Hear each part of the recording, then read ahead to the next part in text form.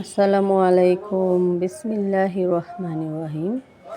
আজকে আবার নতুন একটা ভিডিও নিয়ে চলে আসলাম আপনাদের কাছে। আজ আমি আমার বড় ননাস হসপিটাল ভর্তি, ওনার জন্য দুপুরের খাবার নিয়ে যাব। তো আমি এখানে আপনাদের ভাই 200 টাকার মাছ নিয়ে আসছে। তো হসপিটাল ওনার প্রায়ই বুকে ব্যথা হয়। তো আজকে বলতেছে, রাত্রে হঠাৎ করে ফোন দিছে, বলতেছে যে হসপিটাল ভর্তি। তো রাত্রের বেলা তো আর যেতে পারবো না, তাই বললাম যে আচ্ছা আমি কালকে আসতেছি। তো আমি চিন্তা করলাম যে যেহেতু যাইতেছি দেখার জন্য, তো দুপুরের খাবারটা নিয়ে যাই। তো ওইখানে ফোন দিয়েছি, ফোন দিয়ে বলতেছি যে দুপুরে তোমরা অন্য জায়গা থেকে খাবার কিনে আনবা না, আমি খাবার নিয়ে আসবো। তো এখানে ছোট মাছ আর মুরগি, ডাল আর পেঁপে আলু ভাজি করেছি। তো আজকে সব আমি হাতে মেখে রান্না করে ফেলবো, সময়ও কম, হাতে এত সময় নেই, তাই আমি এখানে সব হাতে মেখেই বসিয়ে দিচ্ছি। আর হসপিটাল নিজে থাকি বা আত্মীয় স্বজন যেই থাকে, একটা টেনশন থাকে। তো সকালে উঠে প্রথমে ছেলেকে মাদ্রাসায় দিয়ে আসলাম। তো এখানে থেকে আয়সা মেয়েকে নিয়ে প্রাইভেটে গেলাম, প্রাইভেট থেকে আয়সা স্কুলে দিয়ে আসলাম। স্কুল থেকে আয়সা তারপরে যে রান্না বান্নার ব্যবস্থা করতেছি, এর মধ্যে আপনার ভাই মাছ নিয়ে আসছে। এই মাছ কেটে কুটে ধুয়ে তারপর রান্না করতে হবে। তো আমি ভাবলাম যে মাছ কাটা কিছু কেক কাটছি, কাটার পর আমি বলতেছি চুলা যেহেতু খালি যাইতেছে, ডালটা হয়ে গেছে, এখন আমি মুরগিটা কেটে আগে মুরগিটা বসিয়ে দিই। এক হাতে সব করতে হয়, সব কিছুই মেনটেন করা লাগে। আর প্রথমে আমি কিছুই পারতাম না, দেখা যাইতো যে শ্বশুরবাড়িতে যখন বিয়ে হয়েছে তখন কীভাবে তরকারি বসাতে হয়, কি মশলা দিতে হয়, এটাই জানতে পারতাম না। তো যখন দেখলাম আমার যা রান্না করে, আমার যার কাছ থেকে সব কিছু আস্তে আস্তে শিখে নিলাম। আমার যাও অনেক কাজে অনেক চালু, অনেক কাজ করতে পারে উনি। আস্তে আস্তে আমিও এরকম চালু হলাম। এখন আমি ধরেন যে 50 জন মেহমান আসছে, 50 জনের রান্নাই এক হাতে করে নিতে পারবো।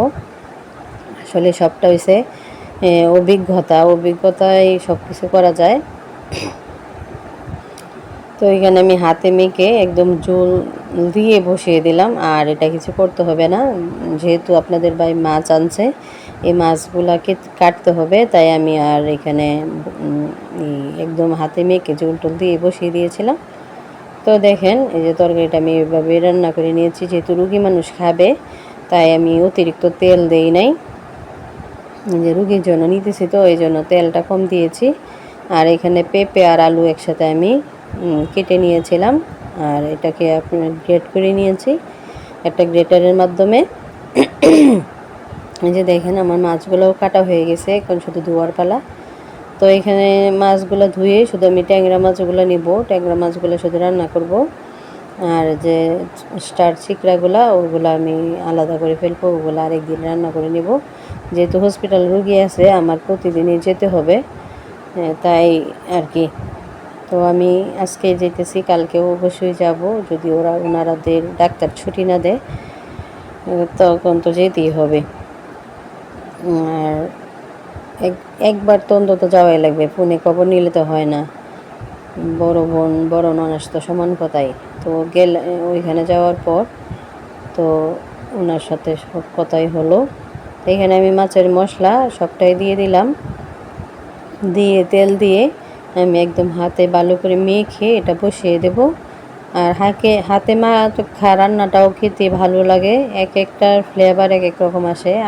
আগেকার মা চাচিরা দেখতাম যে হাতে মেখে রান্না করতো, ওরা এত যে সম্বাস টম্বাস দিত না, বাগার টাগার দিত না। তো হাতে মেখে রান্নাটা আসলে অন্যরকম একটা টেস্ট হয়, আর রান্নাটাও সহজ হয়ে যায়, সময়টা কম লাগে। তো ছোটো মাছ হাতে মাখাটাই ভালো, আবার এভাবে রান্না করলেও ভালো লাগে, ওইভাবেও বানানো লাগে। অনেকে আবার মাছ ভেজে রান্না করে, তো আমার কাছে ভেজে রান্না করাচ্ছে, এভাবে কাঁচা মাছটা এভাবে রান্না করলে এটা খেতে বেশি বেশি ভালো লাগে। তো দেখেন এখানে মাছের তরকারিটাও হয়ে গেছে। আর অনেক সময় কম, ভাবছিলাম আপনাদের ভাই যাবে আমার সাথে, উনি বলতেছে না ওনার অন্য কাজ আছে, উনি যেতে পারবে না।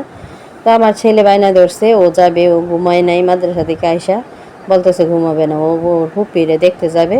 তো এখানে আমি আমার ছেলেকে নিয়ে যে টিফিন কারিতে ভাত রেডি করলাম, ভাত বেড়ে এখন চলে যাব। যদি ভিডিওটা ভালো লাগে অবশ্যই লাইক করবেন, কমেন্ট করে জানাবেন কে কোথা থেকে দেখছেন।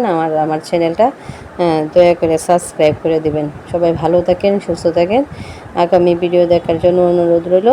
আল্লাহ হাফেজ।